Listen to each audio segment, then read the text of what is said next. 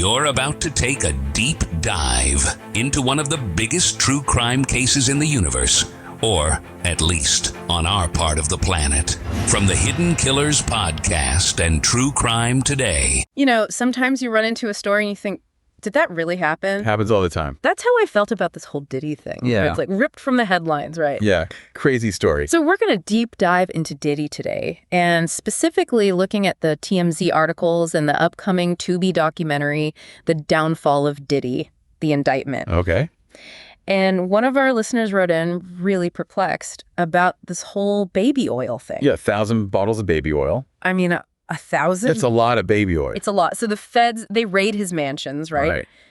Beverly Hills, Miami. Oh, yeah. I mean, you know it's serious when the feds are involved. Absolutely. And they find all this baby oil. Yeah, I mean, that was like the big, headline. I know. 1,000 bottles, allegedly. Allegedly, yeah. So naturally, people are like, what is going on here? Right. So Diddy's lawyers, they've come up with an explanation. They're calling it, get this, the Costco defense. The Costco defense. Interesting. Which basically means he just buys in bulk. Ah, okay, I see. Like he's a Costco shopper. He likes to stock up. Okay. That's their defense. 1,000 bottles of baby oil, just a Costco run. Well, that's a new one. I mean, I've heard of buying in bulk, but It's a lot of bulk. it's a lot of baby oil. So, you have to wonder what is really going on. Right. And, I think it's important to remember that this is a very serious case. Absolutely. This is not just about baby oil. This isn't just about someone who likes to moisturize. Right. We're talking about sex trafficking charges, racketeering. This is a whole other level. Yeah, I mean, these are serious accusations. So we're going to unpack all of that. We're going to look at the details. We're going to separate fact from fiction. Right. But that Costco defense, I mean, come on. It's an interesting strategy. I'll give them that. I mean, it's certainly unique. It's definitely a choice. Yeah.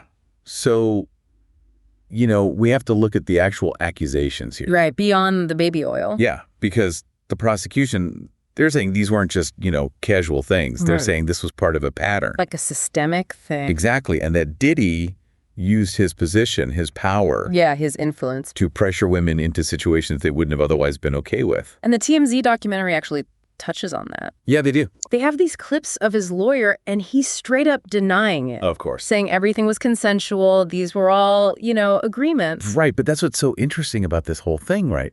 You have these two totally different stories. It's like a he said, she said kind of thing. It is, and that happens a lot in these cases. Yeah, you're right. And the prosecution is trying to paint Diddy as this, predator. Which is a powerful image. It is. And then the defense is like, no, he's a victim. This is all made up. He's being targeted. Because he's Diddy? Right, exactly. He's successful. He's rich.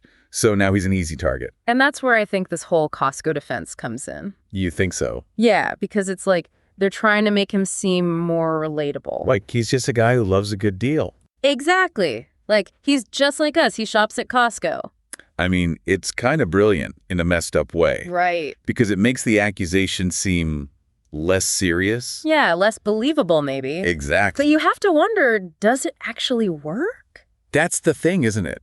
We like to think the justice system is impartial. Right. Blind justice and all that. But we all know that public opinion matters. Especially in cases this big. Oh, absolutely. Yeah. The media coverage, the way the lawyers spin it all has an impact. So it really becomes a battle of who can tell the better story. It does. And that story, the one that sticks, that's what can sway a jury. Which is kind of scary when you think about it. It is, because it's not always about the truth. No, it's about what people believe and how that story gets told. And I think that's what's so fascinating and unsettling about this whole Diddy case. Absolutely. And it's something to keep in mind as this all plays out. This whole thing with Diddy, it's got me thinking, this goes beyond just him, doesn't it? Oh, absolutely. I mean, you can't separate it from the music industry as a whole. Right. And all the stuff that goes on behind the scenes that we don't always see. It's like this whole other world, and there's a lot of power dynamics at play. Especially for young artists trying to make it. Fortunately for women, yeah. It can be a very tough industry. And then when you have these big names, these powerful people. It's easy for lines to get crossed, Consent gets murky. Exactly. And that's what makes this whole case so important, I think. It really makes you question everything you see, For sure. So as we kind of wrap things up here, what's the one thing you really want our listener to remember about all this?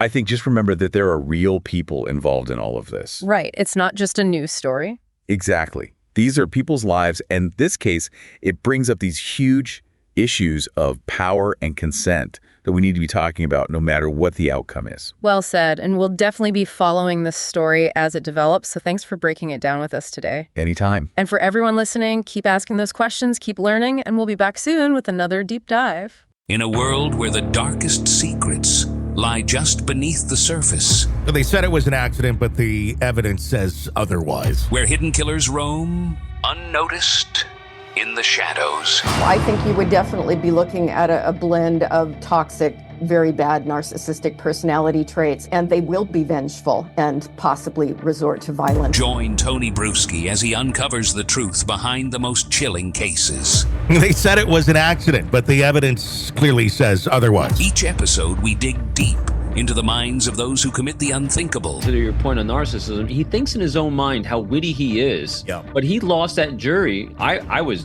done with him in 2 minutes. From unsolved mysteries to infamous crimes. Geez, you've just talked about how you've taught yourself how to do everything under the sun.